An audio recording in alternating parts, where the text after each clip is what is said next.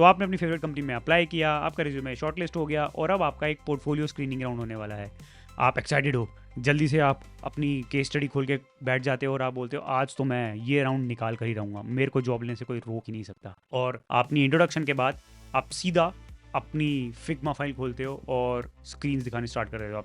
आपकी Figma file में 5000 screens हैं।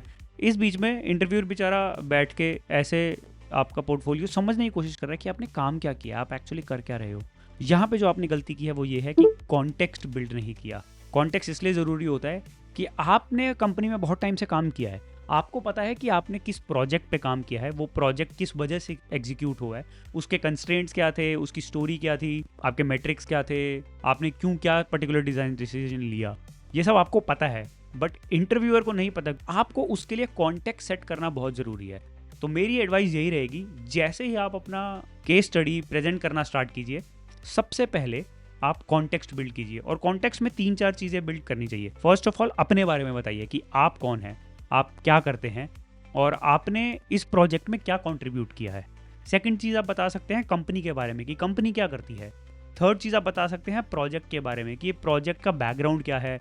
अगर आपने कोई चीज़ रीडिज़ाइन की है तो वो प्रोडक्ट या फिर जो वो फीचर है जो आप प्रेजेंट करने वाले हो उसकी करंट स्टेट क्या थी या प्रीवियस स्टेट क्या थी और अब आप क्या दिखाने वाले हो। और कॉन्टेक्स्ट से चीज़ें बहुत आसान हो जाती हैं, उनको फॉलो करना बहुत आसान हो जाता है। अब आप जब अपना पोर्टफोलियो प्रेजेंट कर रहे होते हैं तो आप ना एक फ्लो स्टेट में निकल जाते हैं और ये बहुत ऑफन होता है क्योंकि आपका एक ही गोल होता है। आपका गोल है कि किसी तरीके से मैं पूरा का पूरा प्रोजेक्ट 30 या 40 मिनट में इंटरव्यूअर को बता दूं, सब दिखा दूं, सब कुछ बता दूं। मैंने क्या रिसर्च करी थी, मैंने कितने पीएम से लड़ाई करी थी, कितने सीईओ से लड़ाई करी थी, कितने मैनेजर से लड़ाई करी थी, है ना, कितनी इटरेशंस बनाई थी, कितने विजुअल डिजाइन बनाए थे, क्या क्या प्रोटोटाइप्स बनाए थे और फिर मैंने किस तरीके से इस बटन को यहाँ से यहाँ कर दिया। हो सकता है आप एक स्ट्रक्चर ना फॉलो कर रहे हो, आप एक स्क्रीन से दूसरी स्क्रीन पे भाग रहे हो। मुझे नहीं पता अगर आपको किसी ने फीडबैक दिया है कि नहीं कभी, बट एक स्ट्रक्चर्ड तरीके से अगर आप अपना काम दिखाते हैं तो उसका इम्पैक्ट और उसकी क्लैरिटी जो पड़ती है एक प्रेजेंटेशन पे वो और कोई मैच नहीं कर सकता। जब मैं अपने टाइम पे फिगर आउट कर रहा था कि एक अच्छी स्टोरी टेलिंग कैसे हो सकती है तो मेरे को पता चला कि काफ़ी सारे लोग अपनी प्रेजेंटेशन पीपीटी फॉर्मेट में करते हैं, एज इन वो पावर पॉइंट प्रेजेंटेशन बनाते हैं और वो एक एक स्क्रीन करके अपने प्रोजेक्ट को गो थ्रू करवाते हैं इंटरव्यू में, जो मेरे को बहुत अच्छा तरीका लगा। थोड़ा टाइम टेकिंग हो सकता है और होता भी है टू बी ऑनेस्ट, पर पीपीटी पावर पॉइंट प्रेजेंटेशन बहुत ही स्ट्रक्चर्ड तरीका होता है। तो आप कीनोट यूज़ कर सकते हैं अगर आपके पास मैक है, या फिर आप गूगल शीट्स यूज़ कर सकते हैं, या फिर आप पावर पॉइंट यूज़ कर सकते हैं। बट अगेन पीपीटी एक तरीका है स्ट्रक्चर डालने का। मैं रेकमेंड करूंगा पीपीटी फॉर्मेट ट्राई करें। टेमके ने एक टेमके.design एक यूट्यूब चैनल है और मैं उसका लिंक डाल दूंगा डिस्क्रिप्शन में। वो भी अपना पोर्टफोलियो एक प्रेजेंटेशन फॉर्मेट में प्रेजेंट कर दिया है। मैंने उससे बहुत कुछ सीखा है, तो मैं उसकी कोई एक लेटेस्ट वीडियो प्रेजेंट कर दूंगा। आप उसकी वीडियो देखिए और देखिए कि वो किस तरीके से पीपीटी फॉर्म में अपना पोर्टफोलियो प्रेजेंट करती है। उससे आई एम श्योर आपको हेल्प मिलेगी to give a better portfolio presentation. Please please please prototypes बनाइए।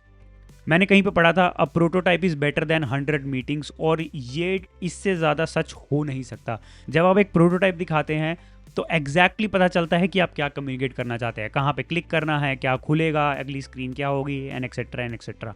प्रोटोटाइप्स बनाइए। प्रोटोटाइप्स आपकी प्रेजेंटेशन को कंसाइज बनाता है, आपकी कम्युनिकेशन को बेटर बनाता है, और again it helps in your presentation. क्योंकि कितने ही लोग हैं जो पोर्टफोलियो में प्रोटोटाइप यूज़ करते होंगे, और क्योंकि आपके पास टाइम कम होता है, you only have 45 minutes to 1 hour जब आप अपना पोर्टफोलियो प्रेजेंट करते हैं, तो आपको टाइम को बहुत ही जुडिशली यूज़ करना होता है, बहुत ही अच्छे से यूज़ करना होता है। और प्रोटोटाइप वो टाइम और वो कम्युनिकेशन स्ट्रीमलाइन करने में हेल्प कर सकता है। अब प्रोटोटाइप कैसा बनाना है वो आप पे डिपेंड करता है। मैं पर्सनली रैपिड प्रोटोटाइप्स बनाता हूँ, which is basically click through prototypes, but अगर आप चाहें तो आप एक इंटरैक्टिव प्रोटोटाइप भी बना सकते हैं। अब बात आती है इम्पैक्ट की। मैं एक बहुत ही कॉन्ट्रोवर्शियल स्टेटमेंट बोलना चाहूँगा यहाँ पे, कॉन्ट्रोवर्सी क्रिएट करने के लिए नहीं, बट ओवर द पीरियड ये मेरा बिलीफ बन चुका है कि इम्पैक्ट ही सब कुछ होता है। इट डज नॉट मैटर आपका डिज़ाइन, क्योंकि वो सब्जेक्टिव हो सकता है। ऑब्जेक्टिवली आप बता सकते हैं कुछ अच्छा है या नहीं है, बट अगर एक डिज़ाइन गंदा भी है और अगर वो आपके बिजनेस गोल्स को रीच कर रहा है तो मेरे हिसाब से वो डिज़ाइन गंदा नहीं है। मैं ये नहीं बोलूँगा कि आप जब तक आपके गोल्स मीट हो रहे हैं तब तक आप अच्छा डिज़ाइन ना बनाएं या डिज़ाइन को एक लग्जरी की तरह ट्रीट करें। अगर आप अपने काम से इम्पैक्ट नहीं दिखा सकते कि आपके डिज़ाइन ने बिजनेस में एक्चुअली क्या वैल्यू ऐड किया, तो हो सकता है जिस कंपनी में आप अप्लाई करना चाह रहे हैं, अपनी फेवरेट कंपनी में, उनके लिए वो काम इतना वैल्यूबल हो ही ना। अगर आप वो शो कर सकते हैं तो बहुत अच्छी बात है। नहीं कर सकते, अपने पीएम से पूछो जिस भी कंपनी में काम करते हैं कि भाई इसका इम्पैक्ट क्या है, मुझे बताओ, मैं जॉब चेंज करना चाहता हूँ या चाहती हूँ, मेरे को इम्पैक्ट बताओ। मतलब ऐसा मत बोलो जॉब चेंज करना चाहती हूँ, ask for impact. Impact measure करने के लिए यूजुअली एक सेंटेंस है जो गूगल की डिज़ाइन टीम भी यूज़ करती है, इंटरनली भी और एक्सटर्नली भी, which is achieved x by doing Y in Z amount of time. तो आप इस स्टेटमेंट को यूज़ करके इम्पैक्ट शो कर सकते हैं, जैसे 2x our revenue by redesigning our form in 3 weeks. सबसे सबसे सबसे इंपॉर्टेंट होता है अपने पोर्टफोलियो प्रेजेंटेशन को प्रैक्टिस करना। प्रैक्टिस प्रैक्टिस प्रैक्टिस प्रैक्टिस एक की होती है। मैं आपको एक एनेक्डोटल एग्जांपल देता हूँ।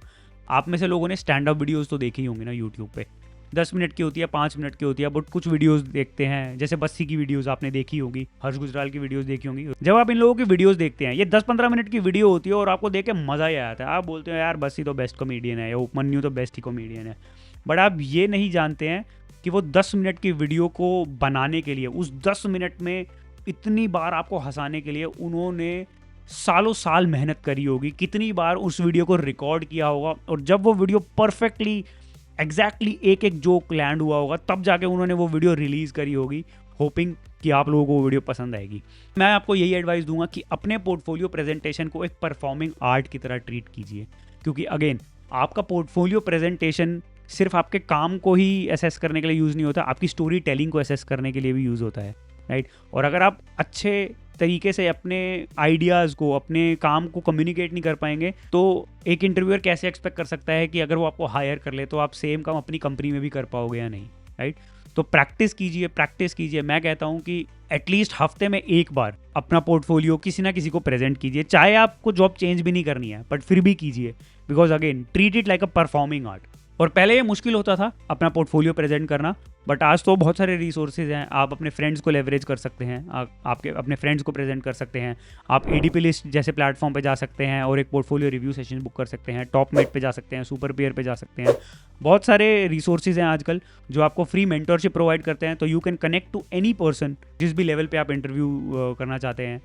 तो यार मेरी तरफ से इतना ही था। ये 5-6 पॉइंट्स मेरे हिसाब से बहुत वैल्यूएबल हैं। अगर आप ये 4-5 चीज़ें धीरे धीरे करके अपने पोर्टफोलियो प्रेजेंटेशन में इनकॉर्पोरेट करते हैं तो हो सकता है ओवर द टाइम आपके chances of clearing the portfolio review round वो ज़्यादा से ज़्यादा हो जाएं। और अगर आप इनमें से कोई चीज़ फॉलो करते हैं और उससे आपको पॉजिटिव इम्पैक्ट मिला है या फीडबैक मिला है, तो यार कमेंट्स में बताओ, ताकि बाकी लोगों को पता लगे कि ये चीज़ें काम करती है, मैंने कोई चीज़ मिस करी है इस लिस्ट में ऐड करने की और मेरे को और वीडियो बनानी चाहिए इनमें से किसी स्टेप पे डिटेल में, तो वो भी कमेंट में बता दीजिए। और अगर पसंद आया है तो लाइक कर दीजिए, शेयर कर दीजिए, सब्सक्राइब भी कर दीजिए अगर नहीं किया है।